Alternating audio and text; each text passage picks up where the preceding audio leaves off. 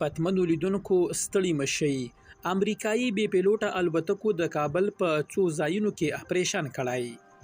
په کابل کې د یونۍ یا یکشنبې د ورځې سهارنیو چاودنو په اړه تازه معلومات دا دي چې امریکایي بې پیلوټه الوتکو په د مزنګ، وزیر اکبر خان او څو نورو ځایونو کې د داعش وسلوالو پر پټنځیو بریدونه کړي دي.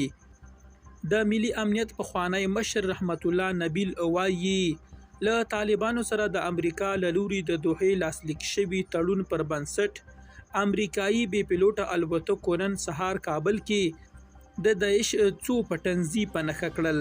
طالبان باید پوه شي که د افغانانو ملاتړ ونه لري پر امریکایي ملاتړ دوام نشي کولی.